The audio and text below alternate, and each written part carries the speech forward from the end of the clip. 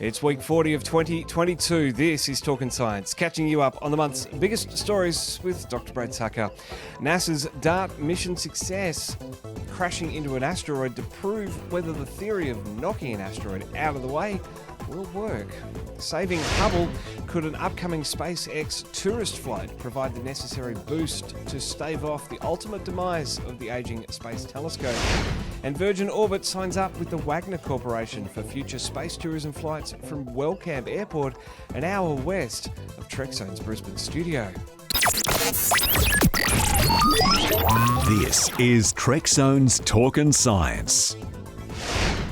Your monthly reminder that Trekzone membership is available via the join button under each video on YouTube or via the trek.zone/support. Plus, Trekzone's on Twitter, Facebook, Instagram, and your favourite podcast feed. Find us, like, follow, and subscribe. We now also have super thanks enabled on the channel. It's the ability to contribute to us without becoming a member. Support us, make more great content. Brad Tucker is here. Brad2 on social media, at btucker22 on Twitter. Dr. Brad Tucker on Facebook. Brad, welcome back. It is very excited to have you here. I am very excited to have you here from a little lodging at Pepper's in Melbourne. Spring has sprung. You wouldn't know it by looking out the window. But is there anything exciting coming up in the night sky, my friend? Look, we have lots of nice planets out. Jupiter's been prominent as a bright object in the evening sky, in the evening eastern evening sky. So always worth a peek if you have a chance, especially around our nice rainy, cloudy weather here in Canberra. Absolutely everywhere at the moment, it seems. Well, let's get into the show. First up, the US Space Force's new surveillance telescope has captured its first image from its home in Western Australia. But it's not what we think, Brad. Yeah, so this is a new facility to track satellite space junk, near-Earth objects like asteroids and those sorts of things.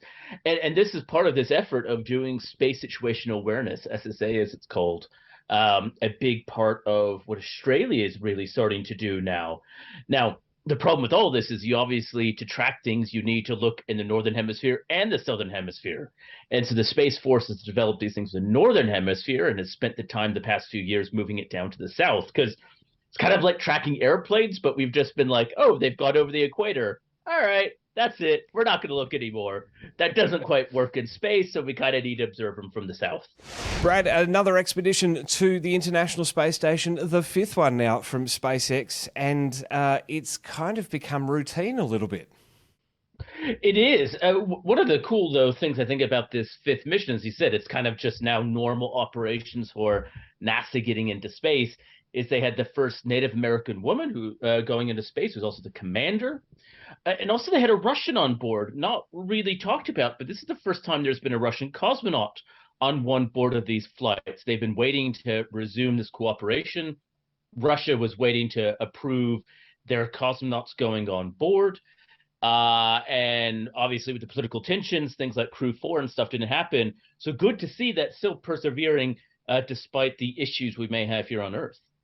Yeah, absolutely. Proving too that it's science transcends political disruption and stuff like that. So as you say, a good sign to see. Yeah, definitely. And I think it's, as you said, a routine thing. And this is what you hopefully will have coming more and more, are these missions that not just have Americans on them, but other countries. There's a Japanese astronaut in addition to the Russian cosmonaut as well. NASA's DART mission, Brad, it's had a successful crash landing. Talk us through the aim of this one. Crash landing is an interesting term because, well, it's very rare do you want that to be the result. Usually if you have a crash, something's gone wrong. In this case, it went exactly right. And so DART was a probe built to deliberately hit into an asteroid to see, could we alter the path of an asteroid if it was oncoming? And so we saw last week this whole mission unfold. And as you're seeing the video here, this probe autonomously kind of guide into the rock, slam into the rock, and knock it off. So a cool event, essentially. And there was two, I think, key parts of success here. One, hitting it, which we know it did. And we know it based on, we lost the signal. And as you've been seeing, ground-based telescopes in James Webb and Hubble spotted the resultant collision and explosion? And then how much do we move its orbit? Now, that's going to take a longer time to measure, but eventually we'll get that answer. And it's left a 10,000 kilometre debris trail. Is that going to pose any future problems for exploring the solar system, Brad? Thinking decades in advance. I mean, not really. I mean, the density is going to be so low, and a lot of these things will be so small. It'd be no different than a meteor shower. These things are not as dramatic as it may seem. This asteroid is quite small, so we may have a new meteor shower at some point. Potentially, more likely, there will be a case where, as another probe gets closer to the Earth or to this asteroid, because there will be a follow-up mission called Hera, built by the Europeans, that's going to land in the crater in a few years' time. They'll obviously have to navigate that, but that was all part of the mission planning. And also, one of the things they wanted to study, because with all of this rock and plume that came out of it, it was a good chance of measuring in a better way the composition, in particular stuff that may have been underneath the surface that we normally couldn't see before. As in, when we measure these asteroids competitions, we only see it from the surface. We don't see underneath the surface. Are there different layers? Are there different composition? Who knows? This was a free chance to see that. Not like the images we're showing on screen. There was absolutely no risk to Earth, and some great images, as you say, captured by ground telescopes, as well as Hubble and James Webb. We saw those just before Hubble, the blue images, James Webb, the red images, especially in a great spot to view this impact, this forced crash landing, this deliberate crash landing, as it were, all in the name of science. Yeah, look, and telescopes around the world were trained to monitor this thing, watch it, both the impact and now that resulting how much the orbit has changed. So as you said, all in the name of, can we do this if we need? Now, again, there is no risk of this asteroid or any asteroids. And there's probably a few subtleties in this mission that maybe weren't as appreciated. We had never seen up close this asteroid before. So the probe had to autonomously track and lock on to the right asteroid. It could have chosen the wrong feature and went too high or to the side. It could have sideswiped. It could have accidentally hit the bigger one. So many things about where can we actually have a probe that can guide itself into the center and nudge it. That's harder than it seems. Imagine, we talk a lot about on Earth, self-driving cars. Imagine you're trying to have a self-driving car, but it doesn't know what a road is. It doesn't know where it's going, and it's not going to work when it gets to its destination. That's what they had to do in space from 11 million kilometers away. So there was a lot of work needed just to get that part to work. So that's a huge success.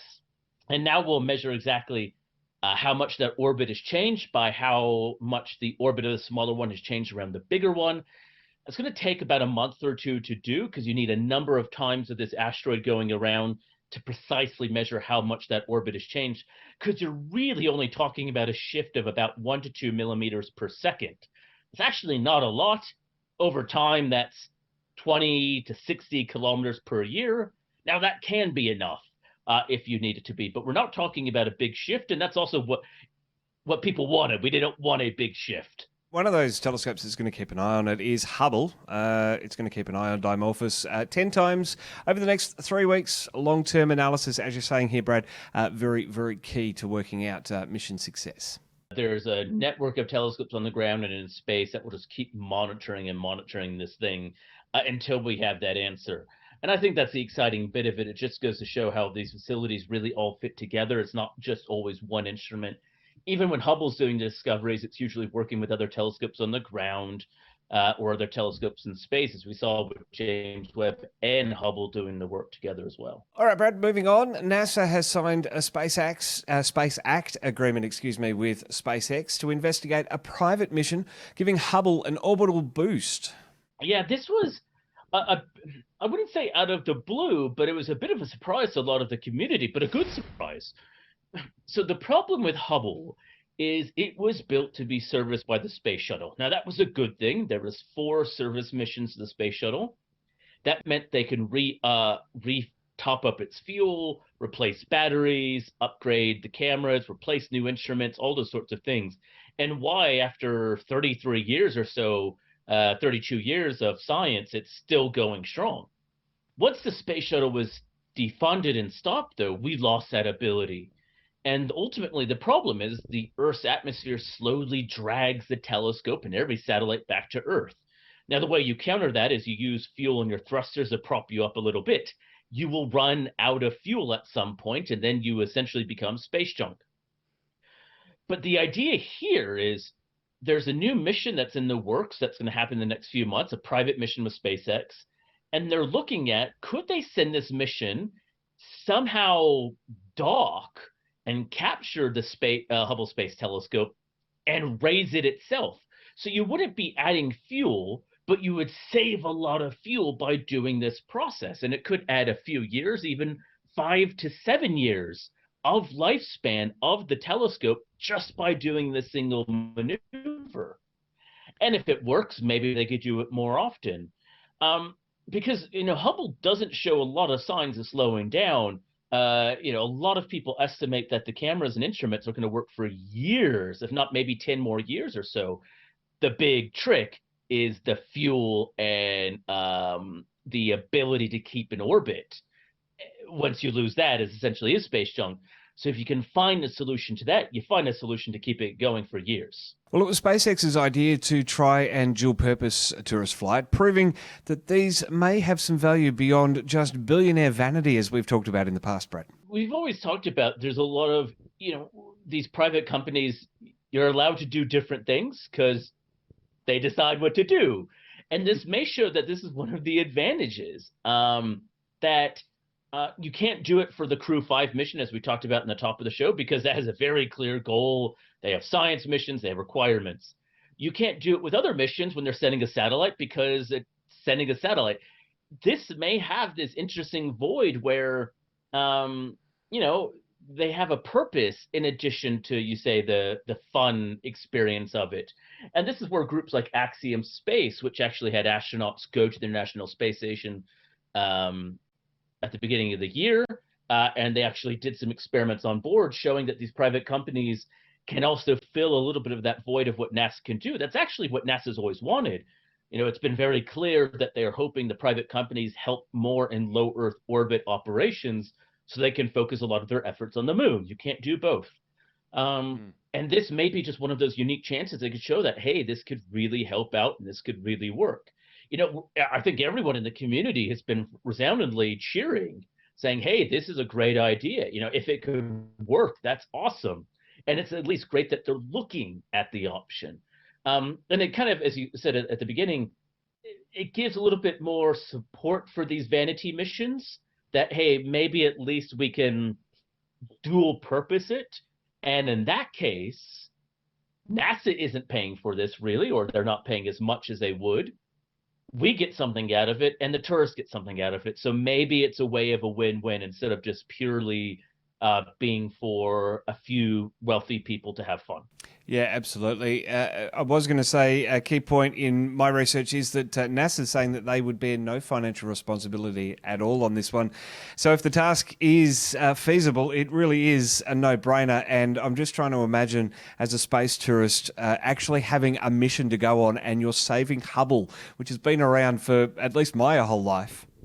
Yeah, well, and that's the exact point. The Hubble Space Service missions. Well, firstly, every space shuttle launch was $1.5 billion, plus all of the stuff they'd have to do. The Hubble service missions would cost $2 to $3 billion.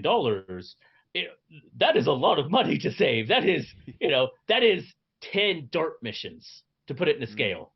That is 7 to 10 DART missions you could save. That is 2 potentially Mars rovers. That is countless drones. That is a huge amount of money that you're not spending that you've normally had to do before. So look, I think it's if it does work, it really could be a unique win around. But also then open up a new model for these missions that maybe they can do things that are not necessarily risky, but lower priority. Things that NASA can't necessarily budget time or effort or money for, but they would still like to do. And again, fill that void of things that are needed to do in space in a very unique way. Because you're right, if you're a private tourism and your goal is not just going into space, great, we're going to save Hubble and help it out. I think that's a fairly clear no-brainer that you would want to do that on the top of your list. Absolutely. Would look pretty good on your CV as well as a philanthropist, I would think, 100%. Well, Brad, let's keep chugging along with the stories from the past month. Virgin Orbit have signed a memorandum of understanding with Wagner Corporation here in Australia to develop Wellcamp Airport, or expand Wellcamp Airport in Toowoomba, an hour west of Brisbane, an hour west from the Brisbane studios of Trekzone, as a spaceport for their flights coming up from the Southern Hemisphere. This is a big coup for Aussies everywhere, Brad. Well, look, Virgin Orbit has just been a very unique model, and I think one that kind of made sense. You have a bunch of 747s lying around, launch a rocket from it. And, we've talked about the few successes they've had, and it saves so much energy. Just by going that 10 kilometers up, you're saving an enormous amount of energy that a rocket would need, and therefore fuel and therefore costs. And of course, the airplane is reusable. If you think about rockets, they have multiple stages. They have the first, second, and third stages. The first stage is usually that heavy lifting of most of the fuel and energy to get up. And SpaceX has invested a lot into their reusable rockets. So you found a creative way of making it reusable. It's so obvious. And now, obviously, it makes sense that you would want to do it in the Southern Hemisphere. Again, just like satellites and airplanes, you really need to launch from the hemisphere you're going for. And you don't want to spend a 12-hour flight to get to the Southern Hemisphere to launch. But if you can launch, as you say, from Australia, a place towards the equator, because Toowoomba is just as close to the equator as their flights out of Mojave in California, yeah, it kind of makes complete sense. And as you say, then becomes an interesting option for Australia. There's quickly this ramp up of activity of launching things from into space from Australia.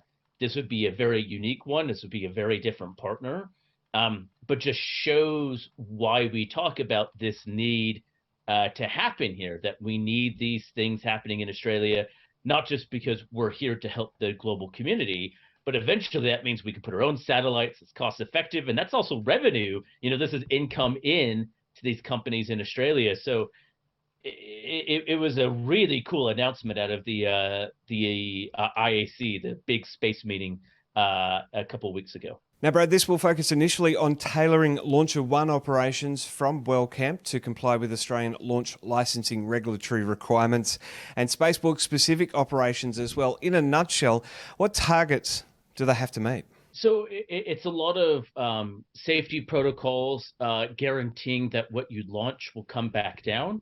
So one of the big things we've seen recently is Australia being a leader in making sure that anything that goes up, the satellites that are launched, have a clear plan of return and re-entry in a controlled way. And it's been a very great thing Australia is doing. Obviously, safety operations, plans for things like weather, impacts on people on the land, especially traditional owners in any location. So lots of things that are quite unique. Now, obviously, these launches happen over the ocean. They usually fly from a place, they go to the ocean, they launch, and then they come back. That's what they do in California. But they will obviously want to see the track record that it's going to work and it's all going to be safe. The satellites are going to be formed because ultimately, Australia, at the end of the day, will be responsible from a legal standpoint for the launch because they're launching from an Australian city, even if it is a U.S. company. So they have to make sure that Virgin Orbit does everything right. And that is not just on the launch itself, it's for the lifetime of the satellite as well. Now, while not necessarily it isn't a wholly Australian operation, Virgin Orbit operating from the US, do you think this is still a great thing for our space industry, Brad? Well, look, just as we had NASA come to the Northern Territory earlier, and we have groups going to Southern Launch Alliance, this is kind of what you want. You want these overseas groups to come and operate out of Australia, because this is the whole point. Is if these groups want places to work on, you want to collaborate with them, because ultimately it just means investment from money overseas. And this has always been the name of the game, is that to be part of it means actually to be part of the financial ecosystem and not just keeping money, circling around in Australia, but actually bringing in dollars and revenue overseas. And this is one of those very clear, straightforward ways it happens. And then it just means there are more places involved in this. To think about that in 2024, you would have an operational site in Nhulunbuy, the Northern Territory, Eyre Peninsula, South Australia, Bowen, potentially with Gilmore in Queensland, and now Toowoomba in Queensland. Think about 2 years' time, no one would have believed any of that. Now it's kind of like, yeah, it probably is going to happen. That's really cool. Virgin will join Boeing and other international companies in basing themselves at the Aerospace and Defence Precinct at Wellcamp, which is due to start first stage operation in 2024. Do we know when we'll see Virgin taking flight as yet, Brad? Not yet. I think that will depend on the timelines and the regulatory checks and approvals from the Australian Space Agency, but I would imagine they would want to do it in 2024. They've already announced that they're looking at the UK for another flight. They're really trying to ramp up their activity. Now that they've gotten their model to work, it's shown that they can get into orbit reliably, and now there's no shortage of customers for them. Absolutely. And being an hour away from the Trekzone Brisbane studio, a perfect opportunity for me to strap a GoPro to LauncherOne. Oh, look, you definitely got to go out and check it. And that's the thing, is everyone will want to, right? Toowoomba will be a very interesting hub for people to flock to watch this thing take off. Going to be absolutely incredible. Looking forward to that. Looking forward to so much in the Australian space sector. Plenty of exciting stuff to come. Brad, great to speak about the past few weeks with you. We're going to do it all again next month. Can't believe we're only 2 episodes away from the end of the year. Yeah, look, it's been a big year in space, and it doesn't slow down. That's a good thing. Absolutely. We'll catch you next month, Brad. Thanks.